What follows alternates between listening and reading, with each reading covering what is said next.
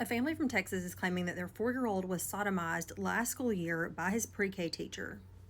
5 days ago, Corey Booth, a mother with a 4-year-old child in the pre-K class last school year at Rockwall Independent School District, made a post on FB, and she said in her post that their concerns began around October of 2023 when their 4-year-old came home and said that his teacher had shown him her boobs and her penis. The post goes on to say that the child told the parents that it didn't look like daddy, it looked like mommy. Now, initially, they were concerned that the child may just be making up the story, so later on, they asked the child what color was her underwear, and the child said, "Black, mommy, it was black." As days passed, the 4-year-old would come home and say, "Mommy, check my folder. There's a note from my teacher. My teacher said that I was in trouble and that she sent you a note." And there was never any note in this child's folder, according to his parents. The child then started to tell the parents that the teacher was a liar because she said he was in trouble and that the teacher was writing a note to the parents, which apparently never happened. Then he went on to tell his parents that his teacher would keep him in for recess because she told him that he was, quote, special. So just a few days later, on November the 1st, they did go ahead and they made a police report, and police allegedly went to the school district. They got video surveillance that showed that that teacher was keeping 2 students back in her classroom from recess. 2 male students. So the child ends up being interviewed by the sheriff and then at a child advocacy center. That's called a forensic interview. And that night, the mom says the child divulged to them that this teacher had taken her finger and stuck it up his butt multiple times.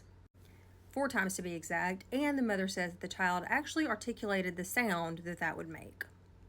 The mom goes on to say that the sheriff's office, the district attorney, the school district, they all asked them to keep quiet as they continued on their investigation. And then the DA took that in front of a grand jury, I believe in March of 2024, and it was returned as a no bill. But here's the reason, or here's one of the reasons. That video surveillance showing the teacher keeping these students back in class that allegedly exists disappeared.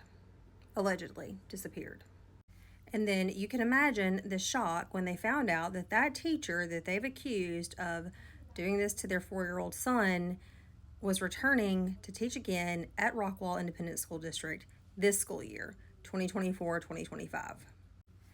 So the mom then apparently decides that she is going to go to the Meet the Teacher event, and she is going to leave notes on vehicles in the parking lot there warning parents about what was taking place or what had taken place allegedly in the school district.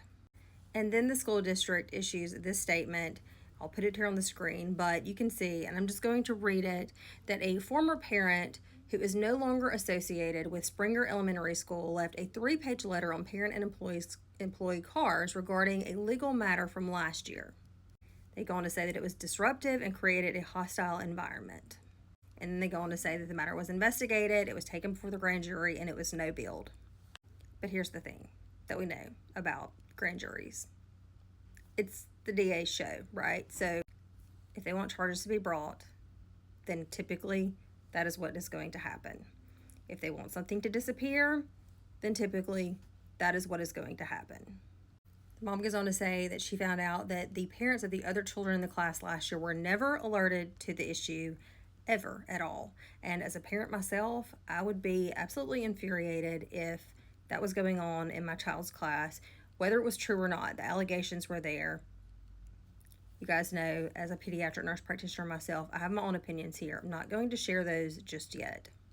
Now, there are claims that this teacher is very well connected in the community, and they believe that this is why these charges or this case was no billed. I will not mention the name of the teacher here in this video because, as I said, she has not been charged with anything.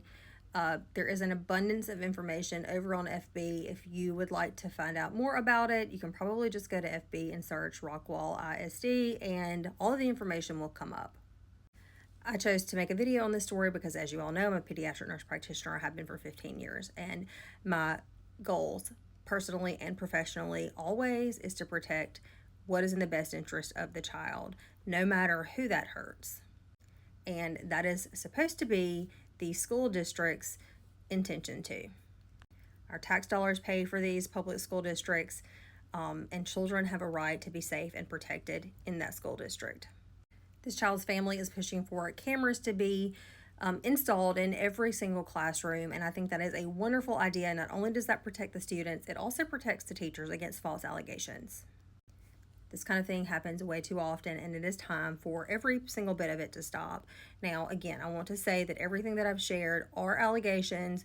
No one has been charged.